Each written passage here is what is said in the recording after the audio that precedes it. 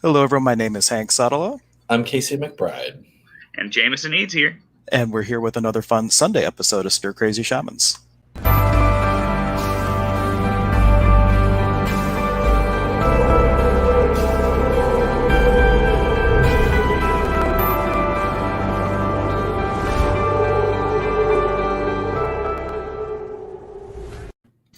Thank you, everyone, for joining us. And this is always one of my favorite segments, if you will, because Jamison gets to join us on Sundays. How are you doing today? Oh, dude, I'm doing great. It's always a pleasure to join you guys. So much fun. And something brand new. I think we kind of talked about it last week, but if you didn't know, we are now uploading right after our shows to iTunes, to all kinds of different places. So people, if you want to catch it, an audio version that you can download, you can do so in the iTunes store, or if you go to our YouTube channel in the upper right hand corner, there's all these little links, and there's other places that it is stored that way too. So we're kind of doing that. And the other thing that's kind of changed since last week is we have no preset topic, because Casey pointed out that every time we have a topic, we almost feel like we're forced to loop back into it instead of just flowing where the topic goes. So we're naming the episode after we do it. and writing up about what we talked about. So literally, we can go anywhere where the energy flows. So if you're watching and you have a comment, if you have a question about anything, go ahead and post it, and we are happy to follow the energy wherever you want to go. So, Jamison, what's been new in your world as of this past? What has it been? Has it been 2 weeks since you've been on? Or were you on last week? I think it was last week. Yeah, I think I was on last week. Okay. Mostly this week has just been work, and then found out that my boss is actually going to be able to pay me back for the hours I missed over the last couple months. And I was like, ooh, more money. I'm totally okay with that. Thank you. How does it get any better than that? Right? And like, I didn't expect anything like that. I don't, like, we've been essential workers, so it's not like we lost a lot of work. I just basically went to like half time went over the last couple weeks. So, but I wasn't hurting. A lot of more people are hurting now than me, that's for sure. And like that kind of bums me out that I'm working like pretty constantly, and now I'm back to full time again. But like during the whole outbreak, I was working every week. Maybe not the full week, but I was still making money for my family, so I had no complaints. I wish it was that easy for everybody else. It kind of sucks. Yeah, that's one thing with the whole thing. I saw a couple Facebook posts that kind of rang true, is that we say we're in the same boat, but everybody's situation is very much different. We're in the same boat in the sense we're all in the world and we're all having an experience with COVID, but some people are having trouble putting food on the table, or finding work, or even taking care of the loved one. Or if you are impacted directly, if you know somebody. I had somebody in Buffalo who someone had contracted COVID. They were on a ventilator, and no family was even allowed to go see them, and they ended up passing away, and no one was able to actually go and be with their family member because of the whole keeping everybody apart because of the possible contagion. So definitely something to think about. Yeah, no, I know there was something one of my family members is like immunocompromised, and for the longest time, everyone was very careful. No one was going to visit or anything like that. But she's got the attitude now. She's like, if something happens, would I rather have like not spent any time or seen any of my family, or like gotten to hug anyone before I passed, or would I rather like have actually spent time with people, and if it was going to happen either way? So yeah, kind of a weird thing to think about in those situations, definitely. Yeah, like I've told you guys, my mother's immunocompromised, and the poor thing's been basically stuck at home for 3 months straight. Just her, like right now, her whole life is TV, and she's like, "This stinks." Well, my friend Angie and I were talking about this, and we wanted to do an episode on her channel around it, called "The Bless and the Mess." And it's though all these things are true that we just mentioned, like, what is the bless and the mess? Like, this show is an example of that. Like, what could you do with the current situation that would create more lightness and possibility in the world? And Casey's really quick to point this out too, that whatever you're focusing on, wherever your attention goes, that's what the universe brings to you. So if you're focusing on all the negative, then you'll get more of that. But if you start to focus on the bless and the mess, then you can start to shift your reality and what you're experiencing amongst this pandemic, and have a little bit more lightness in your life. Yeah, and it is, there was a point for a short period of time after everything got shut down and I wasn't able to massage, where I was sort of worried about, oh, what am I going to do as far as like if this keeps going on for months and months, I'm gonna have to start worrying about money and all of this. And that was a brief period of time, and then I shifted. And I'm like, you know what? No, I've always known, and it's always been my experience that one, the universe always provides for me, and I always have abundance, but also that I can create anything that I want with my reality. And so I kept, and it was so. At one point, I was actually putting out there. Using the questions technique that Hank has introduced me to. But I was asking the question, what can I do? What can I be? What can I allow in order to bring in $1,000 in a week? Was a question that I had asked. And then a little bit of a few days, week went by, and sort of nothing was happening, but I was trading psychic readings with all these people. And I kept getting people telling me, these readers telling me, like, you need to start doing your readings as like a business venture, and that it's going to really like take off when you do. And so it just kept putting out there that all this abundance was coming and all that stuff. And then finally listened and started doing these live streams. In the first week that I started doing them, I made over $1,000. And so I had asked that exact question in a week. How can I bring in, like, what can I do? And in my logical mind, when I asked that question, I was like, that's not realistic. What is going to happen that's going to make that a reality? And sure enough, it was like, boom, it just showed up. And I was like, wow, I didn't even consider that to be a possibility at the time, but I was open to receiving whatever the universe was going to give to me. And it's fun to see like how you've been doing, Casey. Like your energy has been like very bright, and you seem so happy. Like I'm really like proud of you and happy that you started doing these things, because you've always talked about them and now you're living that. That's awesome. Yeah.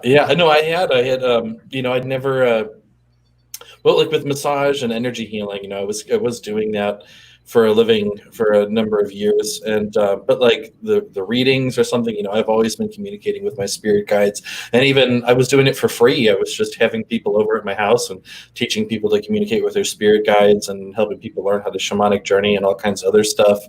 But yeah, I always had sort of I don't know. Like I always had this weird idea that like I wasn't ready to charge people money for it, or that it would somehow take away from the experience if I did. But I found the opposite was definitely true when I finally started. It was more that because I was receiving some kind of reciprocation, there was just more energy to keep going with it. And I've slowed down in the past couple of weeks. Well, partly because it was like, oh, well, I made a couple $1,000 in a couple of weeks. I can just hang out and relax now. I'm good.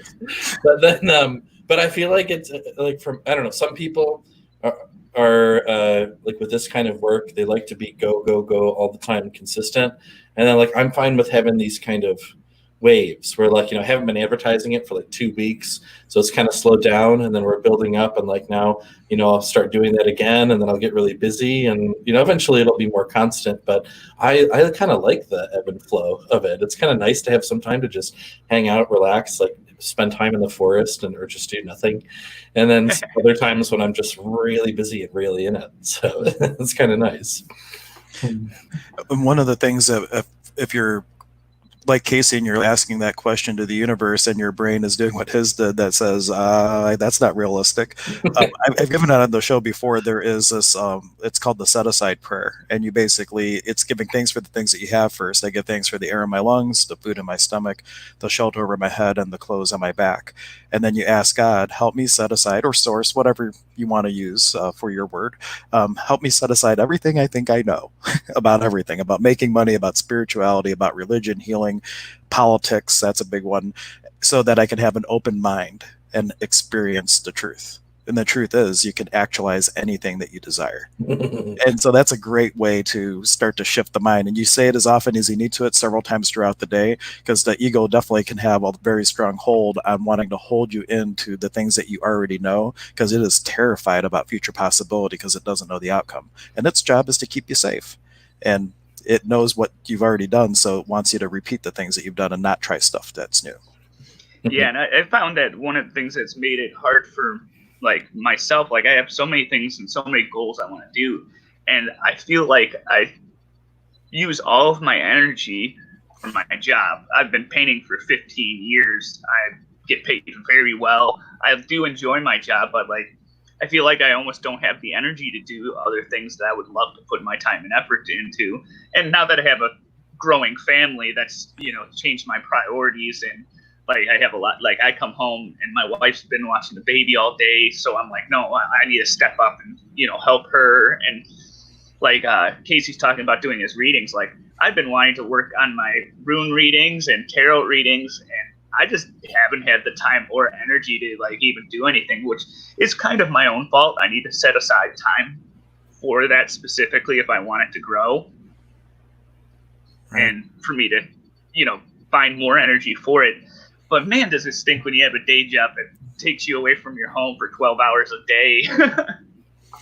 I can. Well, before I did this, I worked at as a loan processor and underwriter, and I would put in all the free overtime that you want, you know, just so you could hit your goals and everything. And then it was like an hour to an hour and a half drive home from where it was. Right.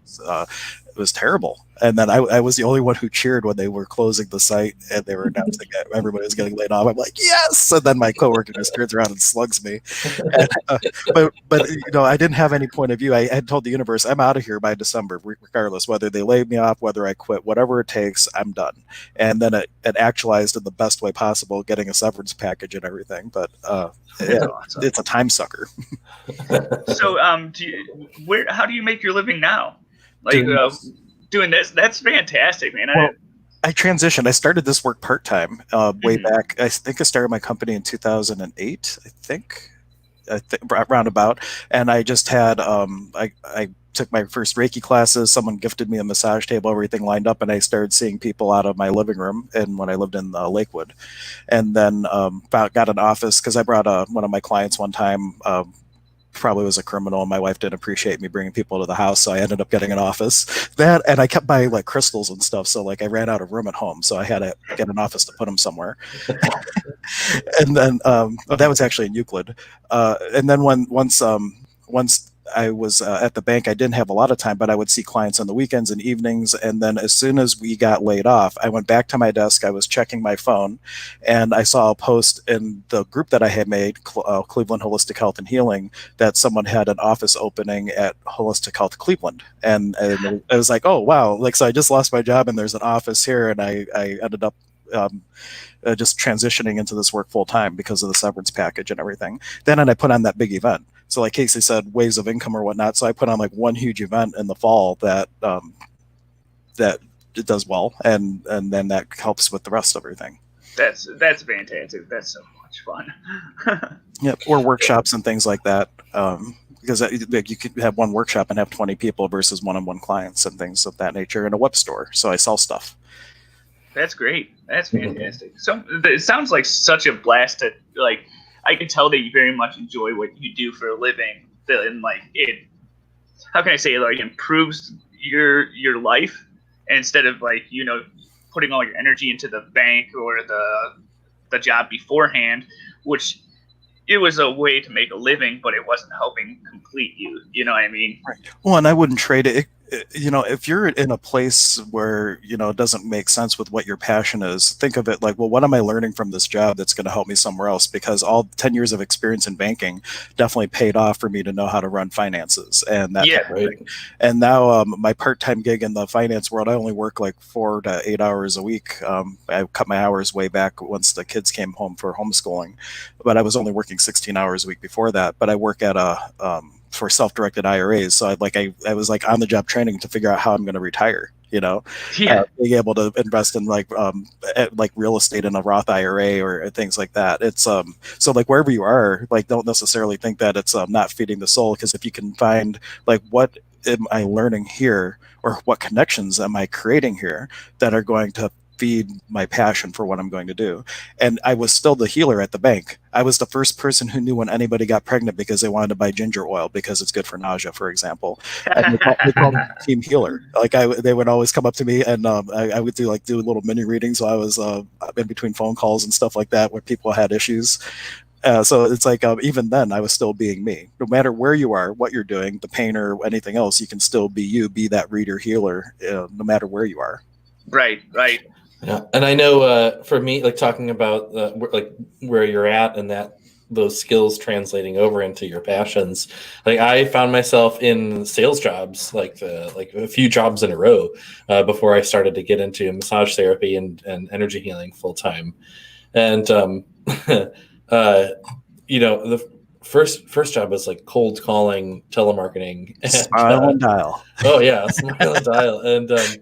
But I was very present the whole time, and it was funny because like people would like I remember they would ask me, they'd be like what's wrong with you? Do you have bad days, or are you just always like happy? What's going on in your head? And I was just very, I was in the, even though it was telemarketing and there were people yelling at me, I'm in the moment, and I realized, like in this moment, I'm one with all, and it's all beautiful. And so I did really well with it. I actually got promoted to a manager in like 2 months of working there. But it was still like I was still on the phones and telemarketing while I was doing the manager stuff, and it was even being as present as I was, it got to the point where I was like, all right, I need to like move on, do something a lot better. So I just had this fantasy around like I want to work at a tea shop. I was so into tea. And I was like, I just like that would be such a cool break from this, just to work at a tea shop for a while. So I went to the mall at this tea shop I'd been to a few times before, applied there, got hired, and found out it was also just a sales job focused on numbers and all of this stuff. And I was like, oh, I fell right into it again.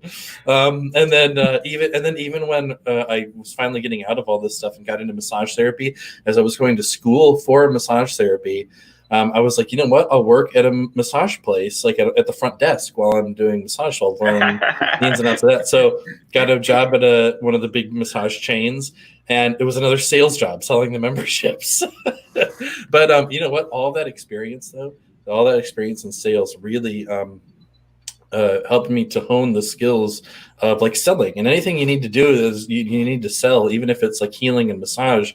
Because unfortunately in this society, there are a lot of people that are just sort of, I don't know, they don't have the right framework in their mind around like massage therapy and energy healing. They think, like massage is just like, it's a luxury. I'll just go and, pamper myself. And they don't realize that these healing modalities are meant to keep us healthy, prevent illness and injury and all of that stuff. So a lot of the times when people, and I'm not really like selling like I would like with telemarketing, but I'm using those same skills to explain to people, like, listen, this is what's going on in your back. Like you've got this muscle, like there's this is going on with this. And if we, if that's going to continue to get worse, if we don't start to correct that, and it'll take, you need to come this many sessions before we, whatever.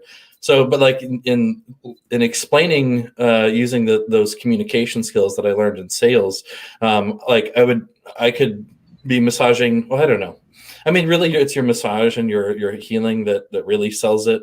But I know a lot of people who I think probably would have just come in for one session and never come back again, became regular clients because I really listened to what they were saying and then formed like a treatment plan, but had the skills to sort of present it to them in that way.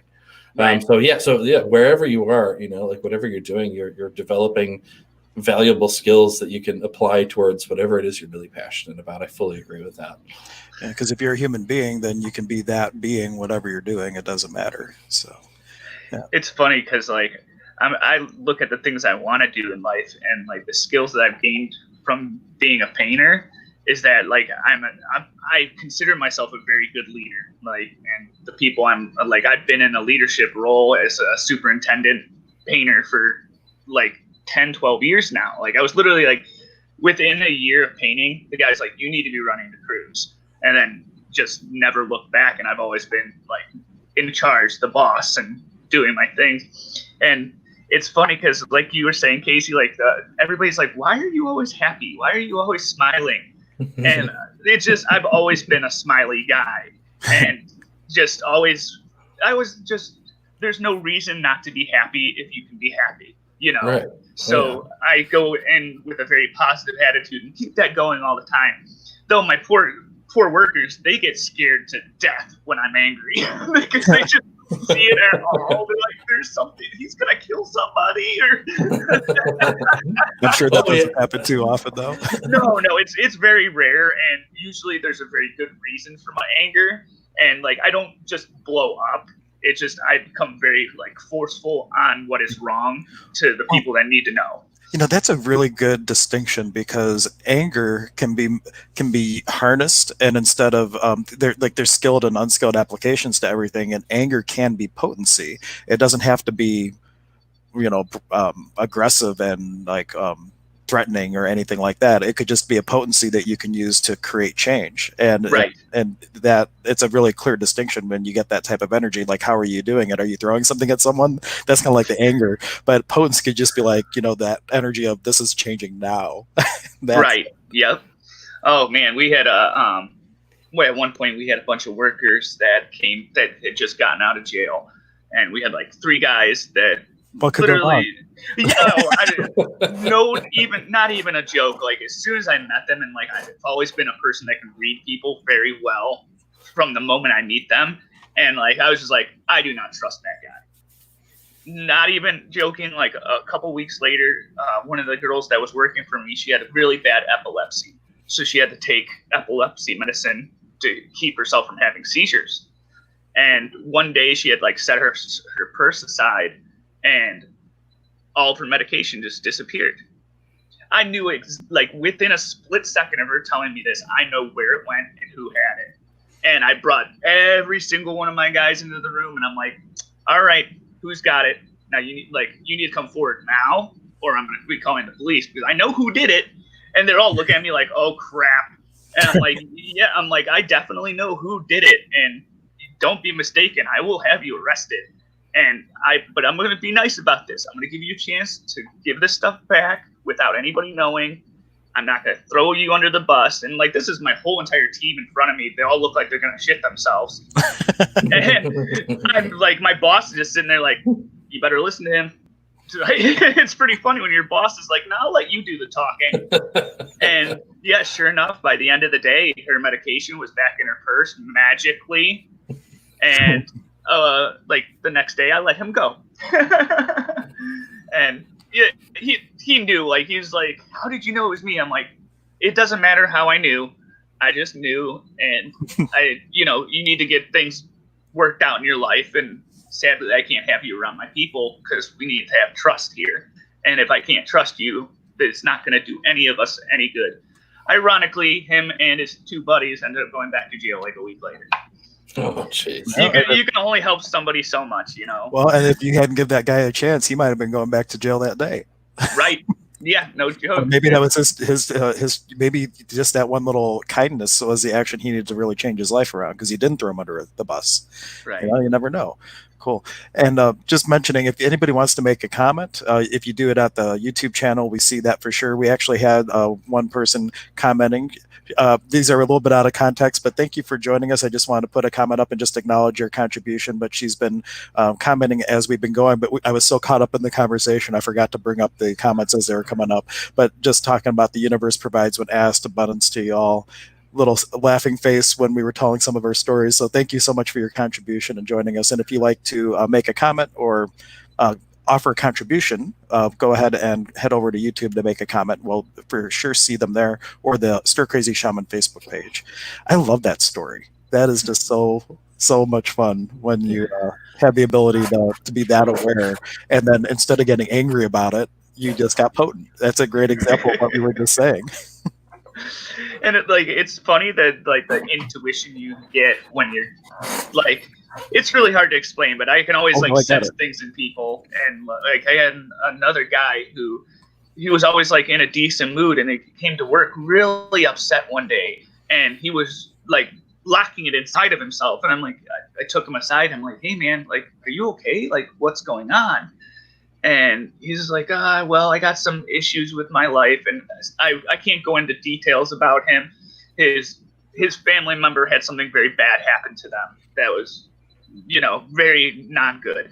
And because I gave him so much support, he was able to like confide in me when he wasn't telling other people about what happened, and he confided in me and like kept strong at work. Like, I could see it was affecting him and his work habits, but I had so much faith in this kid. I want him to be able to replace me one day when I'm no longer in the position I'm at.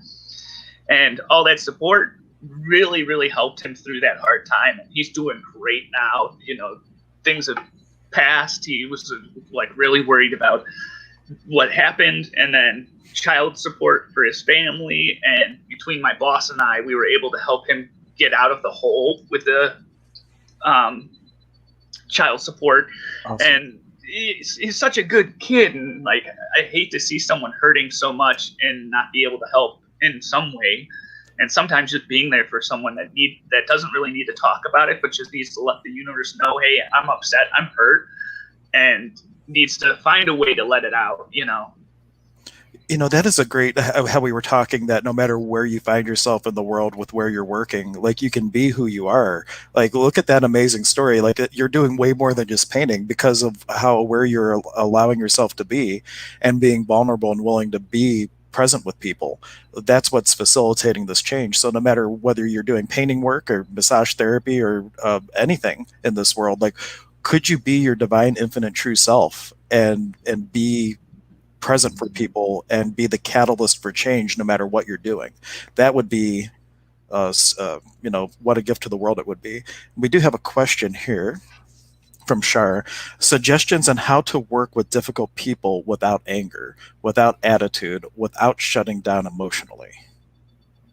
Truthfully, I think it's about listening. And one of the things that I don't even remember where I heard it, but I know I heard it from somebody. I didn't just make this up. Somebody else taught me this. I just don't know who it was compliment in public, and like negative comments in private. When someone does something wrong, or you have to deal with an issue that could cause you to be angry, you never want to put that out there in front of the whole group. Because it could be, like, for that example, if I had gotten mad at that guy for slacking at his work, what the very terrible thing that happened to him and his family, he would have felt like it was public now. And because I think when you're ready to blow up on someone, you need to take them separately away from the whole group and try to discuss it without, you know, and listen, because it could be as simple as, hey, I had a really bad day. Or it could be something that's really is going to affect the job, but you guys can discuss this on the private. And it's really hard to control your anger. Like, I had a lot of anger management issues growing up. And sadly, the way I gained control of them was by breaking both my hands on accident. But you really have to do your best to, like, if you stay centered and you, like you said, use that anger to make the situation more potent instead of making it an outburst, I find it always works to your advantage. Right. And a couple things too. Some people who intentionally, you'll know them, like they will push buttons with the intention for people to lose their cool, and that is their way of maintaining control. Because if you're Right. angry and you're reacting instead of responding, then that gives them a certain power over people, because they are very much in control as they're pushing buttons. They're doing it intentionally. But one great way to kind of take off that edge is an Axis tool. I'm sure it's in other tools too, but it's called IPOV, interesting point of view. And because the reason that you're getting angry usually is because you're either aligning and agreeing with or resisting or reacting to whatever they're saying. And if you can take a step back and be like, wow, it's an interesting point of view that they have that point of view. It's a tool to start taking you out of the place of judgment about whatever it is and into a place of allowance. It doesn't mean you have to, you know, contribute to whatever they're choosing. You can make your own choice, but that is a great tool to start to transition to a place of being centered and not reacting and being in a place Right. of responding. And also know that whatever that person is doing to push your buttons, make you angry, or be difficult, that's not really them doing that. That's their mind. That's their ego. That's them functioning from the identification with the thoughts and emotions flowing through their field of space. But in truth, who is that person really? And that's the same question that we ask when we ask, who am I? It's the same thing. You know, that person is you. When you just distill us down to our essence, we are all the same one consciousness. And so really any anger you have towards another person is anger towards an aspect of yourself, because we're all the same thing. So the interesting point of view thing is great because we can look at it that way. I think you have to have a certain degree of knowing this, of knowing that we're not the thoughts and emotions in order to really effectively use the interesting point of view tool. Because if you're fully identified with the thought stream and all that, you're saying interesting point of view is just another thought. Right. And it can come across very different energetically because it might be like an energetic FU to the person, like interesting point of view that you have that point of view. Like depending on how you use it, it could have a very different energy behind it. Yeah, but no, really just taking time, so really that maybe ask yourself, what is it in me? What inside of me is in resistance to what's happening externally? What part of me resonates with that so powerfully that I'm able to have such strong emotions and reaction to it? And then maybe look at that as an opportunity to release some powerful emotional pattern within yourself. Absolutely. Or another question, this would be from the work of Neil Donald Walsh, but he would ask the question, what in them hurts so much that they feel that they have to hurt me to heal it? Or a similar question, because it puts you in a place of not getting caught up with how they're kind of just spitting out heaviness into the world and being like, wow, there's a wound there. And then you could ask the question, is there something that I could do to facilitate a change or a new possibility here? And just see where the questions lead to. And at the end of the day, there's a ton of different tools, but to Casey's point, like certain things work better at different places in your spiritual evolution, if you will. And whatever what is going to feel light at the moment. Or if you go back, we talk about the Saman Chikui, like you can do an energy technique in those moments because all that heaviness is impacting you, whatever you want to do to flush out that energy. Or ask your spirit guides for assistance. There's all kinds of different tools that you could be using to hopefully facilitate a change. That reminds me of a similar. I don't know if it directly goes on with the same topic, but when I was growing up, I would find that if I strongly disliked somebody, usually there was something that I saw in them that was me, and it's hard to describe. But there would be there's this one kid that I grew up with who I just really didn't like. We had all the same friends, so we were hospitable to each other, but we were very hostile to each other at the same time. And I found that over time, I started to realize, oh, I don't like him because he's exactly like me.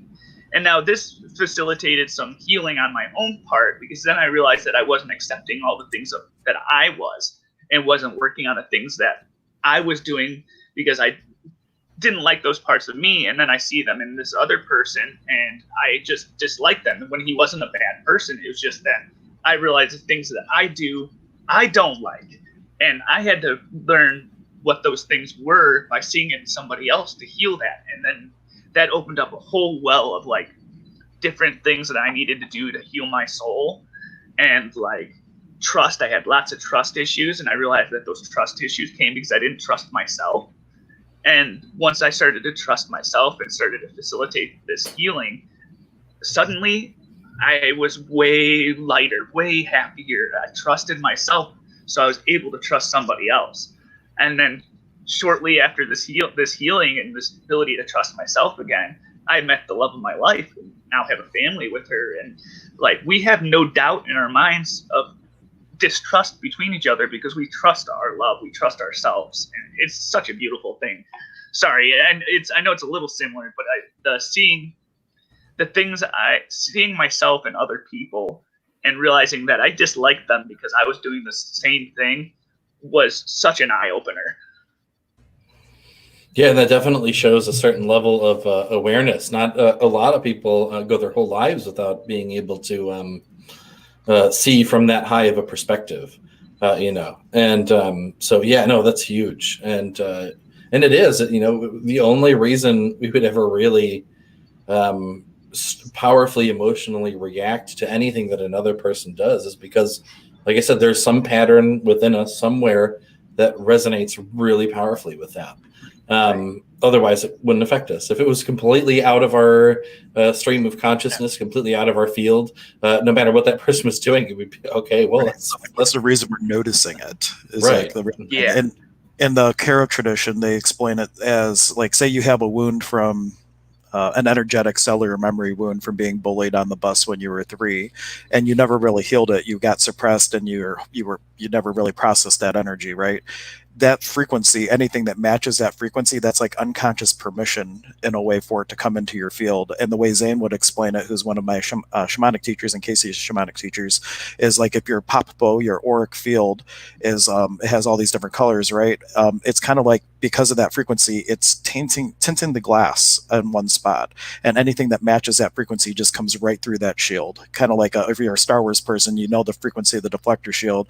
So the question then would be like, what in me resonates with that? You guys asked that already. Or in NLP, you would ask, when have I felt like this before? You just ask a question, and then you let it percolate and see what memories might come up, or not even a memory. Maybe it's pre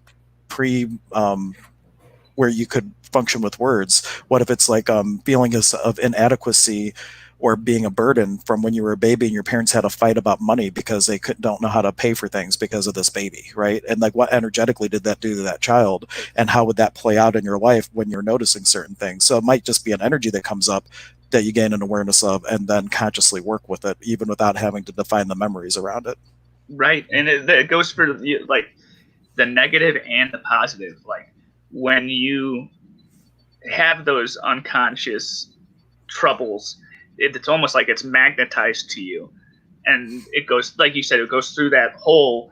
But also, if you start to focus on all those positive things, you realize once you start focusing on the positive, it comes through the positive hole too, and it fills your life with more positivity. So there's both things. What I find really interesting is that, like you said, that the damage from when you were younger, and how do you find that energy and heal it?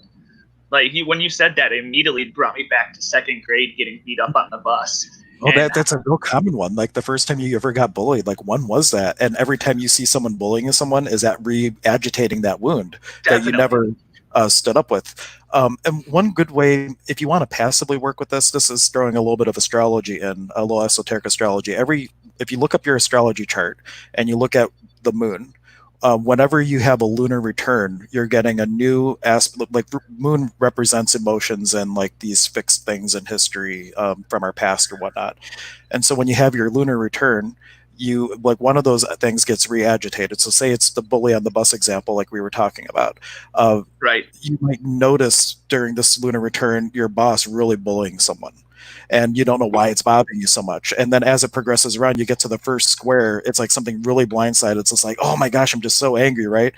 As you get to the 180 degree, the opposition from your lunar return, it's like the ideal energy to recognize what this is really about. Oh, this isn't about my boss. This is about when I got bullied. And then on the next square, the next part here, it's your opportunity to re-anchor the energy and choose different. So instead of not doing something, you go to HR, or you make a choice that's not going to allow this bullying any longer. And then you start the whole cycle over. So every 28 days, if you want to be aware of your astrology cycle, and you could work on it way more proactively than that, but if you just wanted to do it kind of passively with the autopilot of the universe, that's the energies to be aware of for this. Yeah, I never forget, like especially before I really got into the spiritual stuff, I'd hear people talk about how like the full moon affects people, and I'm like, yeah, that's all. I used to take off every full moon when I worked at the call center, and it was like, that Hank's not working. I get so many crazy experiences on full moons. I'm like, these people are whack jobs that are calling in. I'm not going to be answering phones. I think it's funny that like people that are like, oh no, the full moon doesn't affect anybody. It's just they're completely unbelieving on it. And I'm like, have you ever seen the tide, man?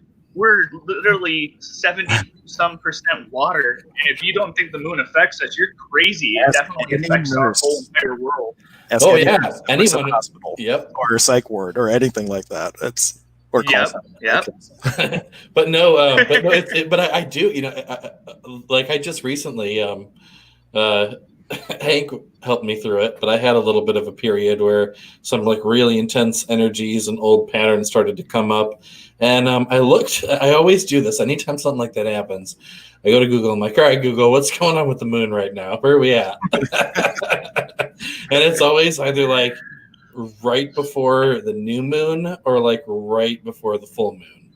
I get hit with something really intense. But I noticed with the new moon, though, it's like right before all these like old patterns start to come up, and then as soon as it's right after the full moon, then I'm like awesome. I'm like on cloud nine right after. Well, the moon has a 2.5 day arc. So, like in astrology, depending on the rotation, there's an arc of influence. So, like once you start coming into the arc of influence, that's when that it goes. Then it would peak at the new moon, and then you would have an arc going out. And so that's the same thing with the sun signs or Mercury or any of them. They all have a certain arc of influence, and that's also how you would tell if things are conjunct or different aspects in astrology. So, fun topic. We it's funny that astrology.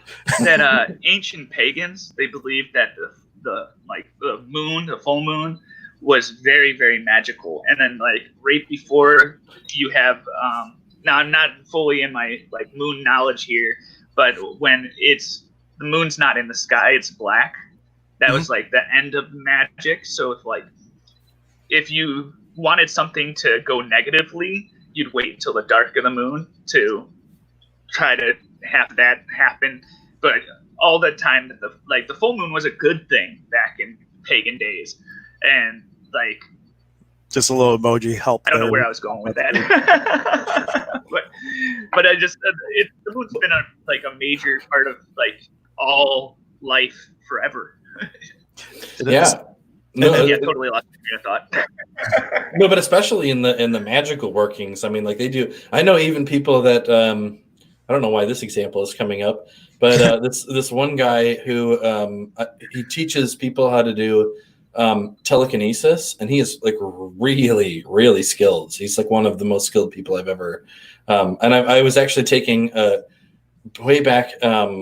Like years ago, I was in the same online metaphysics course as this guy, as he was just learning how to do this stuff. And now he's got this YouTube channel, and he's got his own like little like online school where he teaches people to do this stuff. But one of the things he does is he makes his own ormus. And ormus is like it's this substance. It's like monoatomic gold and other iridium elements that are in this like really high spin state. Call it like the fifth state of matter, right? So there's like solid, liquid, gas, plasma, and then there's ormus, and it like the molecules are like they say it's like half spirit and half physical. But anyway, people take this as like a supplement, and it like syncs the hemispheres of your brain, and like it transmutes into like anything your body really needs, and it like really helps to awaken psychic abilities and among all this other stuff that it can do. But he, whenever he makes his ormus for people, he always like, I don't know, he starts on a full moon and ends on a new moon or something, or starts on a new moon, ends on a full moon, like through this cycle of like cleansing and or washing it and all this stuff that he does. And so I just thought that was really that was that stuff at your house you wouldn't let me touch, wasn't it? Well, I wouldn't let you take it out of the container because if it gets exposed to EMF, then then that's not good. Well, so like that's a fast. So this substance makes up like something like 2 or 3% of our nervous system. And when you expose ormus to electromagnetic frequencies, it like destroys it. And it will actually go from inside of this thick glass container. The ormus will be shot out of the thing if it gets exposed to EMS. And then whatever container it was in, you'll just see black on the inside of it where it got like shot out and destroyed. Yeah.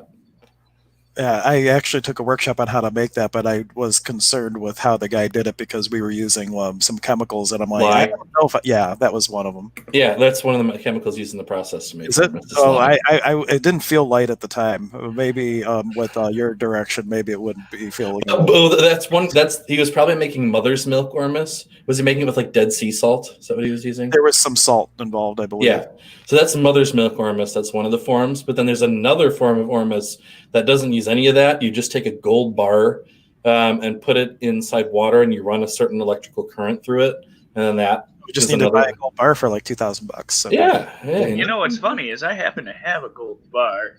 And, look at this guy.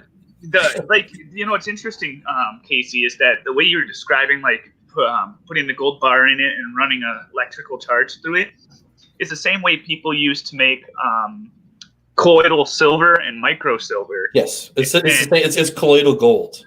Okay, yeah. Well, that's awesome. That gives me a lot more perspective now.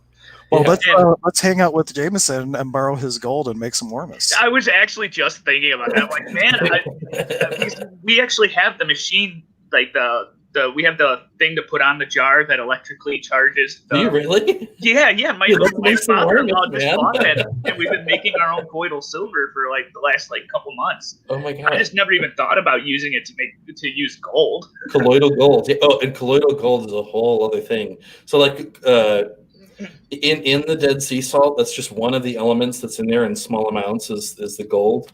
But if you make like pure colloidal gold, which is a form of ormus, like that is supposed to be really potent for like awakening psychic abilities and all this other incredible stuff. And there's a lot of sounds like we got a project coming up. Yeah. But it makes me wonder what colloidal platinum would do. That's another. Yeah, well, yeah, platinum's one of the other elements. I happen to have a platinum bar too. Really? I mean, Jamison, you're one of the most interesting people I know. Like, who's running around with bars of? So one of the first times I went over to Jamison's old house, one of the first times I visited his old house, he pulls me into his room and he's like, "Oh, do you want to see my treasure chest?" And I was like, "What? What does that mean?" He opens this thing up and he's got like little packets with like gold and silver and platinum, and he's got like these coins from like thousands and thousands of years ago, and like just like all these. And I'm like, that's a legitimate straight up treasure chest he's got in this room. I was like, oh my god, dude, I love that treasure box so much. Like, my wife's brother, their friend, he was like, oh yeah, like I really wanted to like buy this gemstone, and like he was like all happy and like, oh, I got this gemstone, I found it a mine, and it's like it's worth so much and blah blah blah. And like he's kind of a cocky guy, but we still love him. And I'm just like, oh, you want to see gemstones? And like I went upstairs and like he says, I legit have like a treasure box that's like old school. You can, got the wooden lid, and like it looks like a pirate's treasure chest. And it is literally filled to the brim with like all these different treasures. Like I've always wanted to I have it all in nice cases and stuff, but I've always wanted to take them all out of their case and just fill the treasure box with like literally just coins and gems and so funny. Yeah, that's my what I collect on the side is coins, gemstones, like metal bars, like all that stuff. Heck, I have a 322 karat ruby to my left if you want to see that. Oh yeah. Sure. Yeah, why not? Yeah.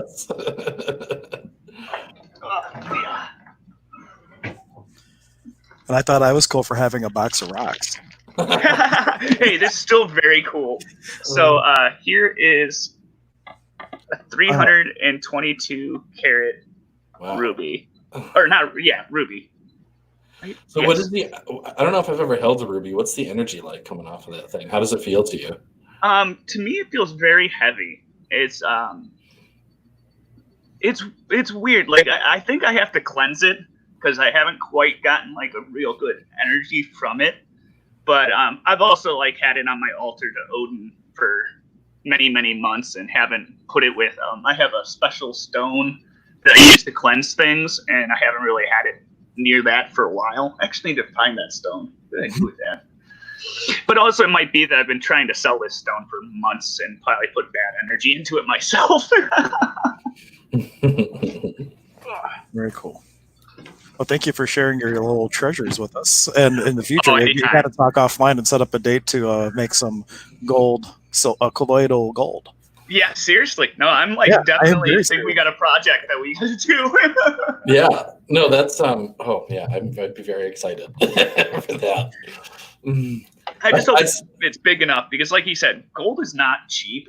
So I have a very, very small bar of gold. I think like a 1 ounce bar is like $1,700 some right now, at least in the States. If you go over to other countries, it's way cheaper. But here, the market that they've created is such that it's going to cost about $700, and it's been fluctuating like crazy recently. And the only reason I know about this is one of the things I help people invest in my part-time gig is precious metals and their self-directed IRAs. So people own gold, silver, platinum, coins, all that, and it's held at a depository in Delaware. So like you said 1 ounce is $1,700? I think so. If I remember right, I think it's $1,700. How big is an ounce? How much is that? It's not a lot. It's if you have a pound of bread, that's like 1/16 of that. Yeah, he was right on the money. An ounce of gold is $1,700. Yeah, roughly. I mean, the market's been very volatile lately, so like you have to, yeah, it could go up or down based on what's happening with the pandemic. But yeah, there's a little banker Hank for you. Hey Hank, you and I'll have to talk about this IRA thing sometime. Yeah, like offline. absolutely. Yeah, you can do anything, even things that you're not supposed to do if you know how. I was actually found it very interesting because of this pandemic, and that there was a huge drop in the market. Of course, a lot of insider trading happened during like the time of the pandemic being released, and anybody that has eyeballs can see in the market. Like I spent a lot of time in the stock market, and I knew immediately when they had been notified that the pandemic was coming because the stock market just plummeted. And that was everybody pulling their money out of the stock market. Then suddenly all the silver in that you could buy is now not in stock. They were pulling their money out and just buying precious metals. And like there's a high chance that like silver couldn't go up to $300-400 an ounce, which is crazy because it's only like $15-16 an ounce right now. But literally, it's almost impossible to find right now. Yeah, well, that's what's driving the price up because people want to buy it, and then broker and dealers are offering people because they're getting a commission. They're the bookie. They make no matter if you buy or sell, and they're getting it from the people. Like until they offer a price point that they will sell it, and then they sell it right away to someone else, and that just keeps driving the price up. And another big thing that people have been doing is cryptocurrency because we offer that too in self-directed IRAs. So you could like just buy Bitcoin, for example, and trade on all those cryptocurrencies, which is a whole nother ball of wax. So anyway. Yeah. Welcome to Financial Hour. Yeah, Financial Hour. Yeah. Well, I've been meaning I want to do a whole episode around that because there's a lot of plans and things that you could have for your home, and if you are having financial stress, there's different like programs that where you can not pay your mortgage for a year and stuff like that, but you got to know about them and know who to call that. So I'm going to do a whole thing on that. It will probably be it will be really good for the people who need it, and other people will be like, I'll pass on that one.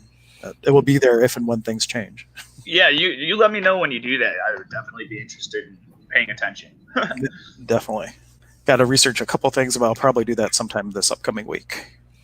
Fantastic. Fun. Anything else? Like we're already at 52 minutes and the time's just flying by. Oh, yeah. Wow. So we'll throw out, if anybody's out there that has a question, now's the time to ask because we are trying to wrap things up before the hour mark because then we can upload our stuff to Instagram TV. And if it's over an hour, that means we have to do video editing, which no one wants to do. Right? Oh, man. It's always so much fun with you guys. Like I look forward to my Sunday mornings all the time. And it's like, oh, yes, it's time to do the podcast with Hank and Casey. We're going to have such a good time. And then in the future, when you start to, open up your apothecary business and all these other beautiful endeavors, then you'll have even more free time and you can come on more often. Definitely. Yeah. It's funny because lately it's like, I'm like, if I didn't make as much money as I did painting, I would totally be, and not have, like, I have a family to support. So it's not just as easy as being like, I can just stop doing this for a little while and get something else going. What was that? What if it could be that easy? I really think it could. And like you guys have said, I think there's just that part of me that's just scared of the possibility because I don't know. And I completely know that's the truth. I know that once I take that step, everything's going to be fine. It's just taking that step. And like my wife and I are saving money to buy our own home. And like I see the security in what I'm doing. And I understand that it's secure and safe as much as that stinks for now, I get it. Even with as much freedom as I have, I still keep my wife's point of view in perspective because she pretty much has let me do anything I want whenever I want, but I don't like to abuse that ability either. Right. No, I completely agree. My wife's very similar. Yeah, and then Shelly was saying hello, and she has some broken silver jewelry. I think Jamison has us covered with his treasure box, so I don't know if we're going to need that, but we'll definitely keep it in mind if we suddenly find ourselves needing some silver. And we have another question. Plans for June 21st, Global Community Awakes Eclipse suggestions. June 21st, there's an eclipse. I will probably be doing a despacho. I think there's an eclipse and a lunar eclipse. Yeah, there's a solar eclipse and a lunar eclipse. I don't know if it's in the same day, but I know in the same month, I think, is what Let's see, I read. June 21st is a Sunday. That's also Father's Day. I believe. Oh, yeah. I believe that is the Shaman Apprenticeship weekend for Casey and I. Oh, is it? Well, assuming we're in person, that's still in flux, but I believe hopefully we will be. And if there's an eclipse and everything, I'm going to bet that we're going to be doing a despacho as part of that class. But and even if we don't, I'll still do one. So, and maybe we'll make a live stream out of that and include people in creating a despacho, especially if there's an eclipse and other things going on. It might be a great time to do one of those. And for those of you who don't know what a despacho is, it's basically an offering where you add all kinds of different components to, and it looks kind of very pretty artistic. In fact, maybe I can find a quick picture and show it. But it's something that you build, and you kind of make a ceremony out of it. And at the end, you typically burn it, or you could bury it. You could put it out in the water. It might be next year. She was saying that there's eclipses all over the place. Like, they're always happening. I know in Cleveland, where we're at, there's supposed to be one in a couple years that's going to pass right over us. But there could be eclipses elsewhere in the world. It doesn't necessarily have to be right overhead for you to take advantage of the energy. Right. The live stream, she's asking, is the lunar go ahead. eclipse is June 5th, and the solar eclipse is June 21st. Cool. And is this a live stream, a daily event? We try to come on every day, though we're not on every day. But during the pandemic, especially while the stay-at-home order was in place, we did a pretty good job. We were on almost every day. And as things are starting to shift again, Casey has massage clients. We are doing our best to come on every day, but sometimes we miss a day here or there. To answer that question. Cool. I loved when the people asking questions and joining us, and it brings more energy to this whole podcast. And like, everyone to know, please ask any questions you want. We very much enjoy them and want to be able to communicate with you, the watchers and listeners. Yep, absolutely. And for those of you just joining us, all of our episodes, well, not all of them yet, but we got a podcasting hosting service. If you search for like Stir Crazy Shamans on iTunes Store, all the episodes are going to be there. It's going to take a couple more days to populate.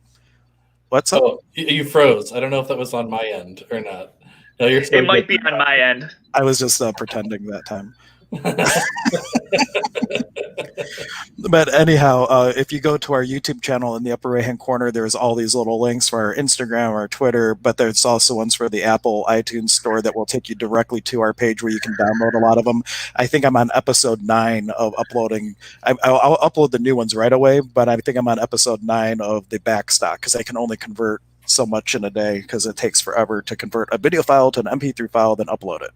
So I'm catching up as fast as I can. A quick question. Did we ever hit the 100 followers? We did. Oh, yeah, we did. Oh, fantastic. Yeah, we were at 111 as of this morning. What a great number. Woo! Good number. Oh, yeah. That's a magic number. But if you, speaking of subscribing, if you haven't already, if you're watching us on Facebook or Periscope, wherever you are watching it, I posted links for our YouTube channel. If you want to click that and subscribe to the YouTube channel, that definitely helps us out. Watch the videos there, thumbs up, comments. It all shows Google that we're relevant and will serve us up to more people, and it helps spread the word. So if you enjoyed today's broadcast, as an I need back, a divine reciprocity, share the video with someone that you love, or rewatch it on YouTube to help increase our watch time. Whatever feels like to you, we'd certainly appreciate it.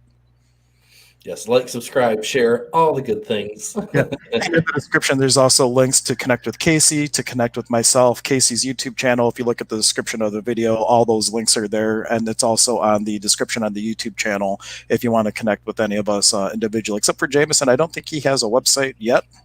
Not at the moment. I will be working on that in the future. Just haven't quite put my energy in that direction yet. Yeah, but it will be someday soon, right? Anything else, guys? We have 1 minute and 1 second before we have to start editing videos. So. Oh, it has been a wonderful time to spend this time with you guys. Every Sunday is fantastic and brings such joy to me. Thank you for watching. We appreciate and send good vibes to everyone. Yes, and thank you, Jamison. It was always so much fun to have you on. So yes, I just again thank you. So much gratitude to everyone. It's a Nike to everyone, which is Quechua for thank you, and can't wait for our little episode that we'll do on colloidal gold. So stay tuned. Yes. All right, everyone. Until next time. Bye bye. Have a great holiday weekend.